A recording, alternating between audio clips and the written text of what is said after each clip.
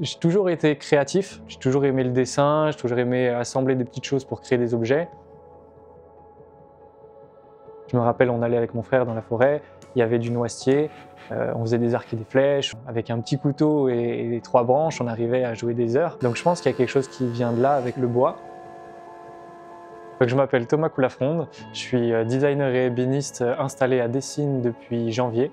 Ça fait déjà 2 ans et demi que je fais ce métier, qui consiste du coup à fabriquer et à designer du mobilier d'intérieur. Tout ça en éco-conception, puisque je vais essayer de sourcer mes matériaux avec de la récupération. J'ai longtemps cherché ma voie. J'ai commencé par une fac de sport en sortant d'un bac scientifique. Et ensuite, j'ai fait une année de césure. Je suis parti au Japon, en Norvège, en Angleterre. À la suite de ça, je suis rentré en France et j'ai voulu aller dans un métier manuel. J'ai fait un CAP en ébénisterie. Derrière, je savais que je voulais monter mon entreprise, que je voulais faire de la création, mais j'avais pas encore assez de bagages pour pouvoir tout de suite me lancer. Donc ce que j'ai fait, c'est que je me suis dirigé sur des études de designer. Et à la suite de ça, tout de suite à la fin de mes études, je me suis lancé en tant qu'ébéniste designer. Je me souviens du premier meuble que j'ai fait où je me suis dit, là, il y a vraiment quelque chose. Là, il y a vraiment une patte de recherche. Il y a une trame, il y a une histoire derrière le meuble et c'est là que ça m'a vraiment beaucoup plu. Avant, bien sûr, j'avais des petits meubles qui étaient du relooking ou alors où je retouchais un petit peu. Mais vraiment le premier meuble, j'étais en stage chez un ébéniste et on a posé un grand escalier chez des personnes, vraiment un très bel escalier en chêne massif. Les chutes, j'ai demandé si je pouvais les récupérer à l'ébéniste puisque c'était le premier projet sur lequel je travaillais quand je suis arrivé et je trouvais que la matière était vraiment intéressante. Et je les ai mis un peu de côté et ça a mis, je dirais, 2-3 semaines avant que j'arrive à trouver quoi en faire. Et finalement, je les ai utilisés pour faire ma première table basse, la table RAW, que je retravaille aujourd'hui puisque le dessin a vraiment beaucoup marché et c'est quelque chose qui marque un peu finalement ma patte et ma façon de fabriquer.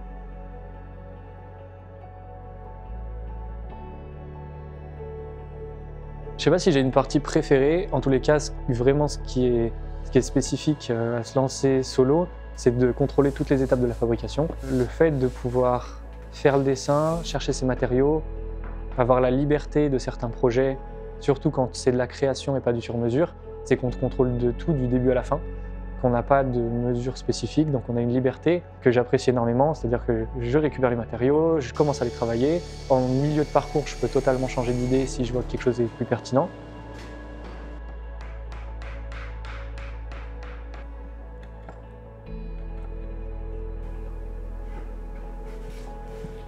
Il ne faut jamais trop aimer sa première idée. Parce que quand on y est trop attaché, on ne veut plus changer, on ne veut plus se dire « j'ai encore des possibilités de l'évoluer ». Alors il y a pas mal de choses qui peuvent m'inspirer un meuble. Par exemple, une image dans un magazine, mais ça peut aussi être une pièce de bois, ça peut être une musique. C'est vraiment très varié. Des fois, il y a même des formes que j'apprécie et que je vais reprendre. Récemment, j'ai fait une table que j'ai appelée Ginkgo. Donc c'est la feuille de l'arbre, le Ginkgo biloba, qui m'a donné cette idée. Ça faisait un moment que ça me trottait dans la tête. Je ne savais pas comment j'allais l'utiliser, comment ça allait prendre forme. Mais quand on m'a demandé une grande table, je me suis dit peut-être que je peux implémenter cette idée. Certaines autres fois, ça va être la matière qui me donne l'inspiration. C'est-à-dire que vu que je travaille vraiment beaucoup avec du réemploi, toute cette matière que je vais avoir avant d'avoir pensé au projet, elle va me guider. J'ai des contraintes qui sont extérieures à juste aller acheter le matériau et avoir exactement la longueur qu'on veut. C'est-à-dire que si demain je démonte un petit meuble, je vais avoir des planches qui font 30 cm et du coup je vais penser des projets avec ce matériau. Si j'ai un gros nœud en plein milieu de ma planche, je vais penser à des techniques pour le travailler et ça va me mener sur des designs, ça va me mener sur des formes particulières. Je fais du mobilier qui est assez minimaliste, donc je ne vais pas forcément mettre beaucoup de fioritures, beaucoup de sculptures. Ça va être quelque chose d'assez brut, dans des matériaux, du bois massif principalement, donc des essences de pays, du noyer, du chêne, du frêne. Que ça soit un peu une pièce sculpture, qu'elle donne vraiment du cachet à un intérieur. L'upcycling, je dirais, c'est faire du neuf avec du vieux, donner plus de valeur à l'objet de départ. Si je récupère un vieux meuble qui est vendu dans une boutique de seconde main à 50 €, le surcycler, ça va être lui redonner plus de valeur.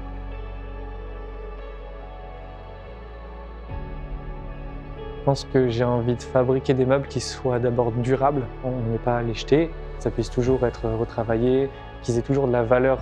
Il y a un engagement écologique qui est assez fort, hein, de faire le moins de déchets possible, d'utiliser des finitions très durables dans le temps qu'on ne va pas avoir à retoucher, soit des finitions comme des huiles. Que le meuble devienne un petit souvenir, que les gens se rappellent d'où il vient, qu'ils se rappellent de la personne qui l'a fabriqué, qu'ils le donnent à leurs enfants. Si un jour ils veulent la retravailler, c'est aussi possible puisque c'est des matériaux qui sont nobles et des matériaux qu'on peut repenser, recouper. Ça évolue aussi avec la vie des gens.